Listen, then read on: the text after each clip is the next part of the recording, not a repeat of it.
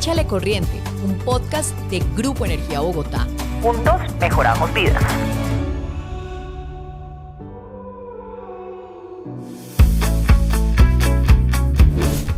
Hola, bienvenidos una vez más a Échale Corriente. Soy Olga Costa y estamos aquí en una travesía auditiva, una vez más, que ilumina los caminos hacia un futuro más sostenible. Hoy nos aventuramos en un tema vital que nos conecta con la pulsante vida de nuestro planeta, el fenómeno del Niño.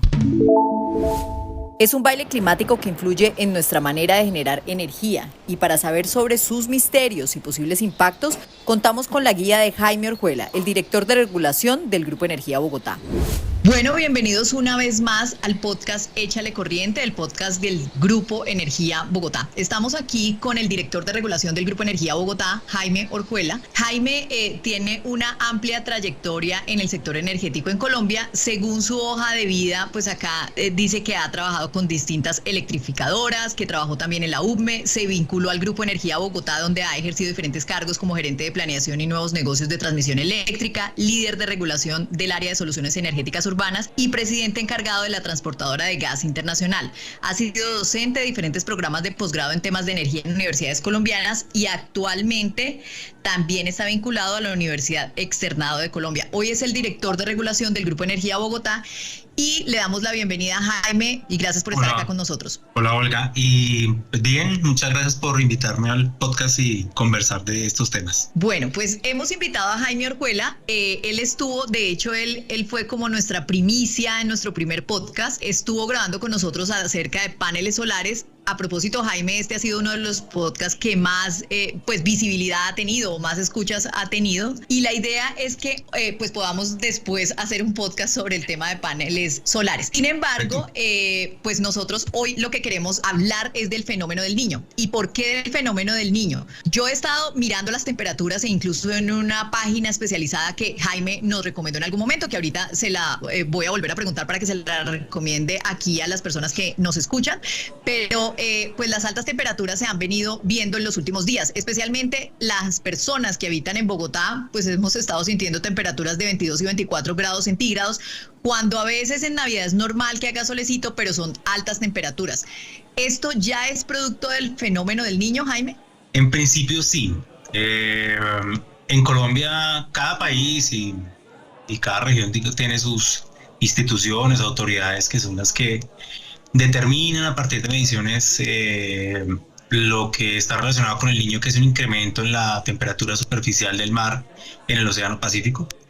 Y el IDEAM ya desde hace varias semanas sí determinó que en Colombia ya estamos, digamos, oficialmente o técnicamente hablando, inmersos en un periodo de Niño. Ese periodo de fenómeno del Niño, ¿cuáles son esas causas? Hay muchas personas que tal vez no recuerdan esa época y es bueno recordarlo cuando hubo un fenómeno del Niño muy fuerte que pues hubo apagones y se llamaba pues la hora Gaviria y bueno, había de hecho uno de los programas más conocidos en radio que es La Luciérnaga nació cuando el fenómeno del Niño y pues a causa de estos apagones entonces nació La Luciérnaga. Recordemos un poquito de esa historia, Jaime, más o menos cuándo se vivió el último fenómeno del Niño y pues cuáles fueron los perjuicios que la gente tuvo que vivir en esa época, pues no sé, estamos hablando de hace cuántos años.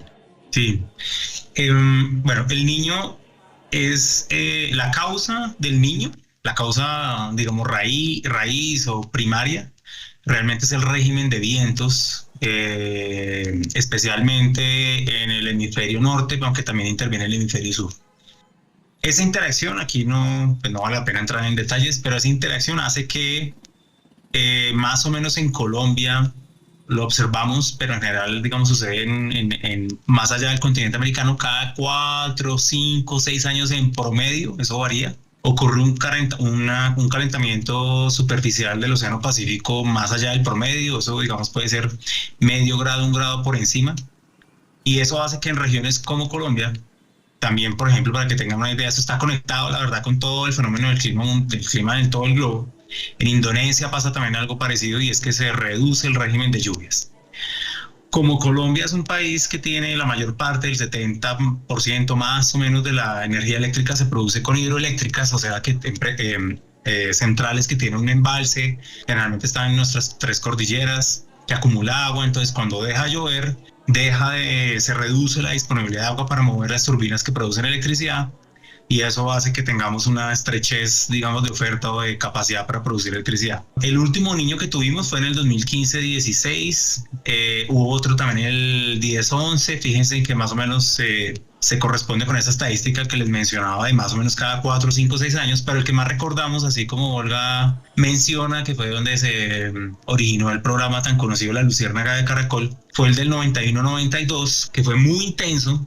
Prácticamente los embalses, ustedes se imaginarán, los embalses, pues, cuando uno viaja en carretera los observa, ¿cierto? Cuando va en el carro. Hubo muchos embalses del país, no puedo decir que todos, pero sí bastantes, que quedaron literalmente secos, o sea, secos es sin una gota de agua, y se convirtieron, por ejemplo, en espacios para hacer competencias de motocross. Y como no había pues suficiente producción de energía eléctrica, pues hubo que incurrir en un razonamiento eléctrico de agua, pues de eléctrico por la falta de agua, y eso fue lo que se conoció en ese momento o que condujo a lo que era la hora niño, que se hizo un ajuste en el horario para optimizar las horas de actividad con luz del día. Pero ¿por qué la diferencia, digamos, por ejemplo, de ese tan fuerte y que quedaron los embalses desocupados, y en cambio, pues cuando hablamos del 2015, 2016, pues fueron como más controlados, podría decir uno? Sí. ¿O en qué radica esa diferencia? Cuando uno habla del clima, Olga, pues son fenómenos inciertos, ¿no? Llenos de incertidumbre. Creo que todos sabemos, por ejemplo, que las predicciones del clima son algo precisas en cuestión, digamos, de días, horas o días vista, o sea, 1, 2, 3 días frente al momento actual. Quienes estudian el clima logran hacer alguna predicción, pero es muy difícil de predecir con mayor plazo, y cada fenómeno del niño es distinto. Todos tienen diferencias en términos de digamos, de la temperatura, de su extensión, de qué tanto, digamos, afecta a otros aspectos como humedad, viento. Entonces, no hay ningún niño igual a otro. Todos tienen como una misma causa, que es el calentamiento del Océano Pacífico. Están relacionados con eso que ya mencioné, que son los vientos a escala hemisférica, global.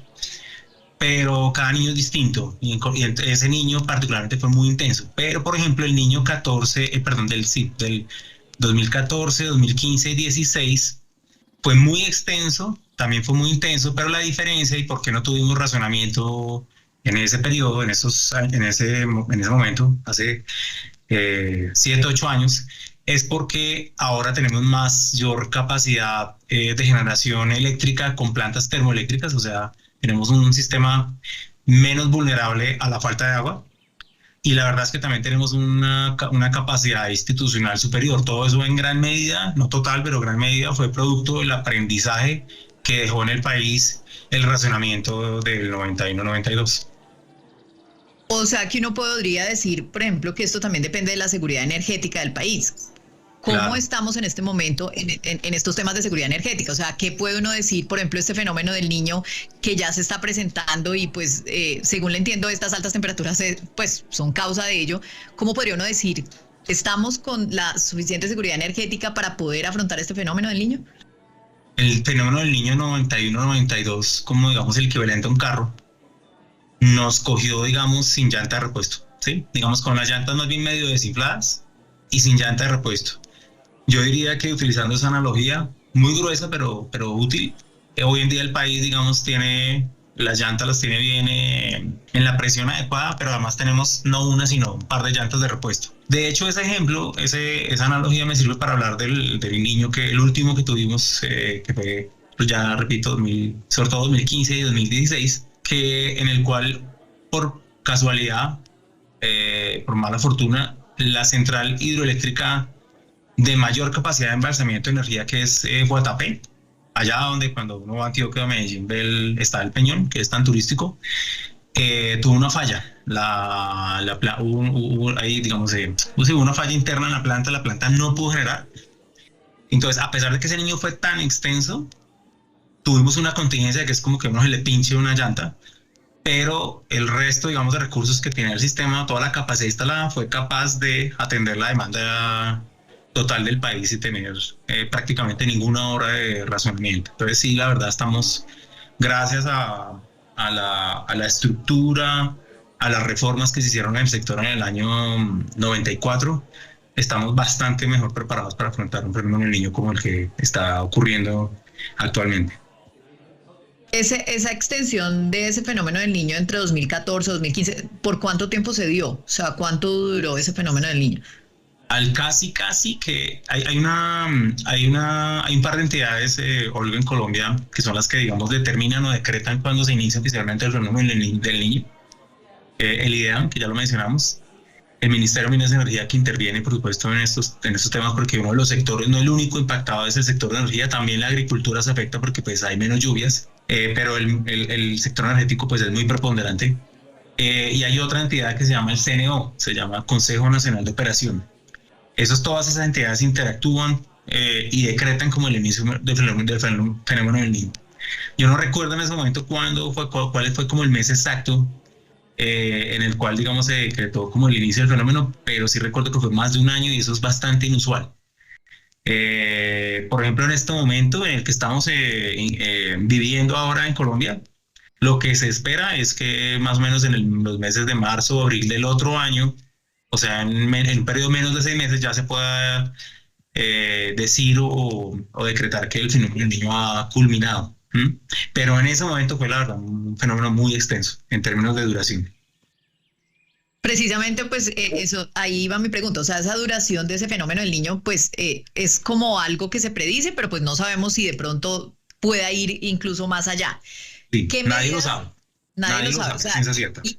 Y ese, digamos, por ejemplo, ese monitoreo que se hace, ese calentamiento que se da en el Océano Pacífico, que pues usted, Jaime, nos lo explicaba aquí anteriormente, usted nos mostraba en algún momento una página donde uno lo podía ver en vivo o hacerle seguimiento a este mismo calentamiento, y así es como se van haciendo esas predicciones de, bueno, durará o tardará 6 meses, pero pues obviamente es un tema, por eso es fenómeno, es climático y pues nadie lo puede predecir. ¿Cuáles son esas partes donde uno pudiera, o esas personas que de pronto quisieran estar como al tanto de eso? Porque sé que hay muchos gomosos del tema y pues les gustaría, digamos, como hacer ese monitoreo permanente. A nivel nacional, local, el IDEAM, por supuesto, ¿sí?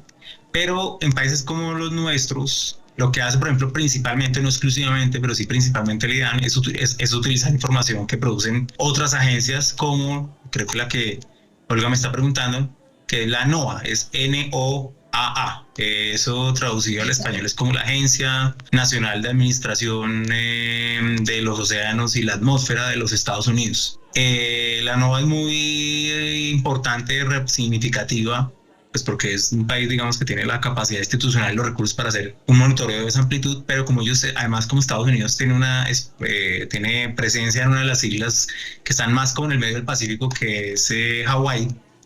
Ellos tienen una red amplia de medida en tiempo real y en efecto, si ustedes entran a la página de la NOAA, repito, NOAA, uno puede ver en tiempo real las medidas y, digamos, con una escala de colores se observa cómo está en este momento toda la margen central del hemisferio del Océano Pacífico está caliente. Entonces ahí esos gomosos o interesados por cualquier razón de monitorear y ver en tiempo real cómo está variando esa temperatura, ahí la pueden encontrar. ¿Qué medidas uno podría tomar ante un fenómeno del niño? O sea, digamos, una persona común y corriente, ¿qué medidas puede tomar? Pues se lo pregunto porque pues la gente a veces habla que, pues, o sea, todos sabemos que puede haber un calentamiento, que hay fenómeno del niño, que puede haber racionamiento, pero creo que cada uno desde su perspectiva podría contribuir a que esto no fuera tan impactante, pues, y que no fuéramos, digamos, a llegar a ningún racionamiento. Eso por un lado. Y por otro lado, le pregunto, los gobiernos también, ¿cómo se preparan para esto? Sí, a nivel personal, individual, y voy a hacer referencia a Olga como a un ciudadano como nosotros, común y corriente, pues hay que procurar hacer un uso más moderado, racional del agua. Hay que procurar, digamos, y eso siempre es bueno, ¿no? Al margen de que haya niños, no, pues hay que evitar desperdiciar o hacer un mal uso de un recurso tan valioso e importante como es el agua, y hay bastantes cosas que hacer. Yo, por ejemplo, yo tengo pues la fortuna de vivir en casa, y yo, por ejemplo, para regar plantas y cosas de esas, nosotros acumulamos agua, lluvia. Entonces tenemos ahí como un pequeño estanque. No todo el mundo lo puede hacer. Pero ese tipo de cosas, la ducha, ¿no? Bañarse, la ducha creo que para los colombianos es un momento rico, importante del día, pero uno no debería tomar como en principio una ducha de más de 3 o 5 minutos. A partir de ese tiempo ya, digamos, empieza a hacer Si se ejercicios. alcanza o no. Si Sí, se sí, alcanza o no. sí, eso está medido y ¿Está sí, medido? sí, sí se puede, Pero, sí se alcanza. pero usted, ¿por qué no tiene pelo largo, Jaime? O sea, porque Sí, yo yo sé que las cuando me- mujeres, yo sé que sí, yo soy casado y yo sé que las mujeres o mi esposa cuando tienen que bañar el cabello, pues también hay que, es diferente, pero realmente incluso mujeres y hombres, también hay hombres de cabello largo, no soy yo el caso, pero también se puede, sí se puede. Ese es uno. Digamos, es como yo creo que lo más importante es como tener conciencia, o sea, tener conciencia de que el agua es un recurso escaso, valioso, que el fenómeno del niño es todavía más escaso, que es un recurso compartido, porque si nosotros usamos o desperdiciamos agua, pues le estamos al final, digamos, afectando la disponibilidad de ese recurso para el resto de ciudadanos o habitantes del país. Entonces yo creo que tener conciencia de eso es como lo central, eso en términos del agua, pero, por ejemplo, en las zonas cálidas del país, las personas que usan sobre todo, por ejemplo, aire acondicionado, la diferencia entre tener el aire acondicionado programado para 18, 19 grados o tenerlo a 22, 23 grados centígrados en términos de consumo de energía eléctrica, que al final se traduce en utilización de agua, el impacto es grande, es importante. Entonces, tener conciencia, digamos, realmente de un uso medido, moderado, yo diría que sensato. Caso, por ejemplo, los aires acondicionados, eso es muy importante. Hay otras, yo diría, obvias, como obviamente la iluminación que uno no requiere en horas nocturnas, ¿cierto? Eso dejar. Los bombillos hoy en día fueron muy eficientes porque la mayoría, creo que del país, tal vez no todos, pero son LED y eso consume bastante poco. Pero cuando uno ve el agregado, si todos dejamos un bombillo prendido, así sea LED, por 2 horas en la noche que podría apagarse, pues eso tiene un impacto como en el consumo agregado de energía eléctrica, que como ya he intentado mencionar, está directamente relacionado con el consumo de agua. Aquí usted toma pues toca un punto importante y es el tema de eficiencia energética. O sea, hay un tema de eficiencia energética y también de uso razonable del agua, que es algo que pues no lo deberíamos hacer solo para el fenómeno del niño, sino como un tema constante. ¿Qué programas, digamos, por ejemplo, educativos, usted cree que uno debería tener para esto? ¿O cómo hacerle para llegar, o cómo hacer para que la gente de verdad se concientice sobre estos temas y que no solamente sea como cada 4 o 5 años cuando tenemos el fenómeno del niño, entonces la gente está hablando de eso? Cuando nosotros en el grupo o a mí personalmente me hacen este tipo de preguntas, nuestra y mi sugerencia es como tener conciencia y control, digamos, del taxímetro. Así como cuando uno se sube en taxi y uno ve cómo van variando las unidades del taxímetro, entonces uno sabe si la carrera le va a costar o si uno ya se pasó los 20.000 pesos. Por ejemplo, por el trancón, todos tenemos un taxímetro en casa. Me refiero, por supuesto, a los servicios agua y electricidad. Todos tenemos un medidor, un contador. Y ese registro nos llega mes a mes en la factura del agua y en la factura de la luz o de la electricidad. Ahí siempre hay en la factura un recuadro. Creo que ahí vienen registrados, no me acuerdo si son los 5 o 6 meses. Entonces, saber realmente cuánto estamos consumiendo y eso por qué valor se multiplica. O sea, cuánto es en el caso de la electricidad, cuánto vale en términos de pesos por kilovatio hora de la unidad de energía que nos cobran. Eso es muy importante porque yo creo que solo sí, cuando uno es consciente de lo que consume y cuánto le están cobrando por eso, uno logra empezar a tomar acciones y medidas para gestionar o moderar ese consumo, tener, digamos, un cobro que sea razonable o, dicho de otra forma, evitar o minimizar tanto como se pueda los desperdicios en la utilización de los consumos. Ahí usted toca un tema bastante clave y pues yo creo que no podríamos tocarlo aquí en estos minutos que nos faltan porque es demasiado grande. Es el tema de las tarifas de energía. O sea, aquí con el fenómeno del niño también tienen que ver esas tarifas de energía, ¿verdad? Claro, porque como mencionaba en este momento, pues la energía eléctrica nos cuesta un poco más, es normal. Estamos utilizando la utilización del agua, tiene un costo, digamos, menor. El agua pues es un recurso natural que viene del cielo, cae en los embalses, cuesta producirlo porque hay que utilizar unas máquinas, a las cuales hay que hacerle mantenimiento, hay que reconocer la remuneración de unos activos, pero a diferencia de las plantas termoeléctricas tienen que consumir gas natural o diésel, que hay que producirlo, que eso, digamos, la producción del petróleo cuesta, la producción del agua por ahora no cuesta, por ahora nos cae del cielo y se puede embalsar, pero los combustibles no. Entonces por eso la energía eléctrica en este momento cuesta un poco más. Coinciden dos cosas, Olga, sobre todo en las regiones cálidas del país, pero eso también se ve incluso en una ciudad como Bogotá, que por un lado necesitamos más energía, por ejemplo, para enfriar ambientes, asociados, por ejemplo, a ventiladores o aire acondicionado, pero esa energía para mover los ventiladores o hacer funcionar el aire acondicionado nos cuesta un poco más. Entonces, por eso, justamente en estas épocas, no solamente, pero la eficiencia energética, la conciencia de cuánto estamos consumiendo, de cuánto nos cuestan esos servicios, es muy importante.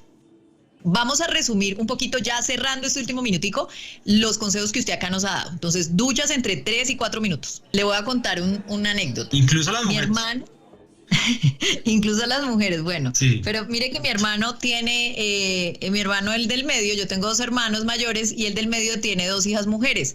Y él les da premios para que se gasten solamente 4 minutos en la ducha. Entonces, la que salga antes de la ducha les da un premio y pues obviamente... esto es no solo por eficiencia energética, sino que les da los premios es para que no les coja la tarde para irse al colegio. Entonces, esto podría...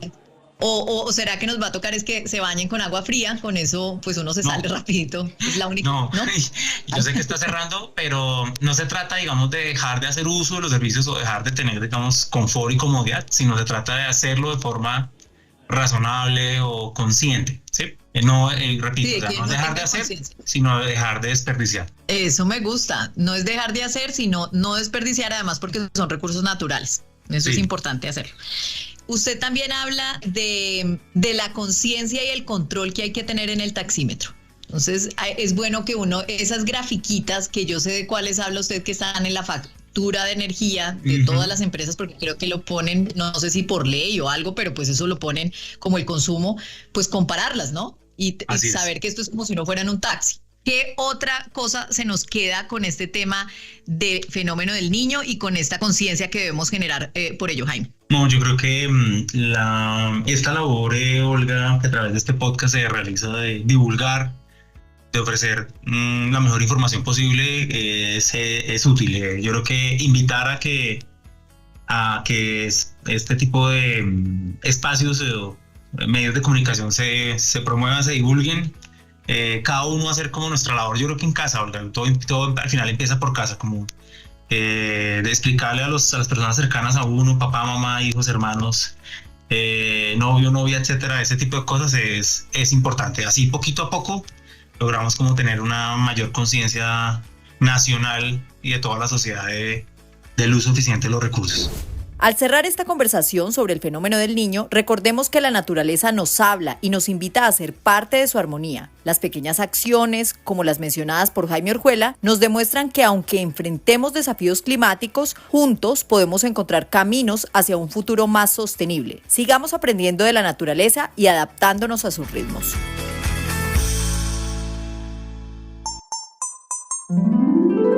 Y ahora, ¿a qué le estamos echando corriente en el Grupo Energía Bogotá?